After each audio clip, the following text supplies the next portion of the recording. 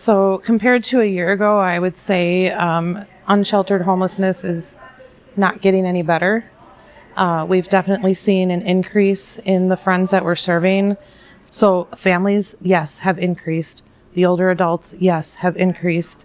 Overall, there's been an increase in every area that we're serving. First-time homelessness is very much increased for the population that we're serving, especially for our older adults who are on Social Security, who don't get any raises with their income, having to choose between paying their rent, getting groceries, or ultimately sleeping in their car. When Street Angels first started, we typically did not see families that were unsheltered or outside. And over the past year, that's changed. We do see families and we do see children. The donations that the community provides to us eliminates that red tape and eliminates those barriers to where we can make a decision and say, team, you keep going, but we're going to make sure that this family's safe tonight until we're able to get them connected to resources. Our teams were serving an average of 50 people who did not have shelter last year. That would have been 2024, 2025.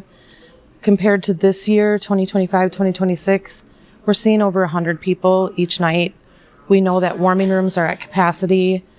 So there's 280 people in warming rooms while there's another 100 people outside.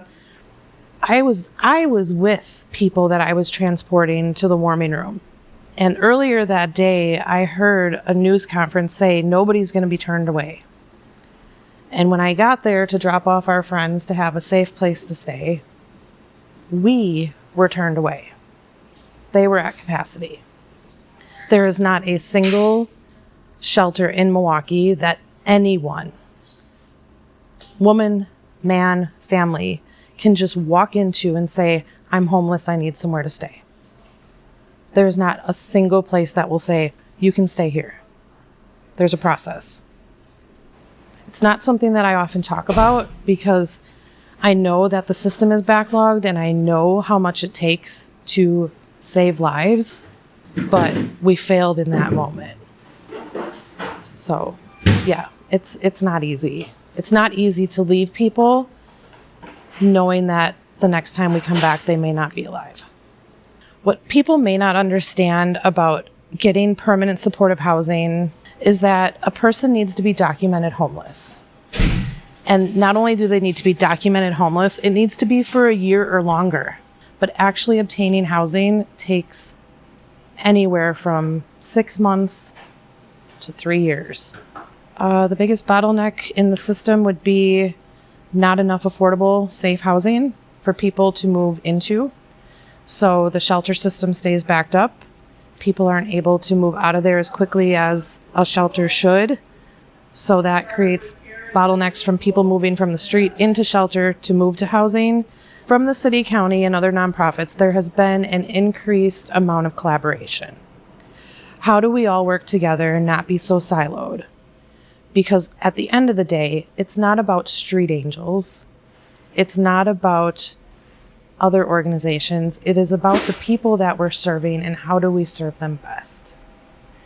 And I think I know I've seen increased collaboration in working together to figure out how can we be better. And in turn, that's when we see the 125 people move inside. So we should never have homelessness, right? Like, housing should be accessible for all. You've taken a look around in Street Angels, and the community is what keeps us going. The community that we've built to love our neighbors pours into Street Angels and out to our friends every single day. Homelessness can happen to anybody. There are no barriers to who is experiencing homelessness. We have seen people from very little to very old, of every nationality. We are all closer to being homeless than we are millionaires. So yeah.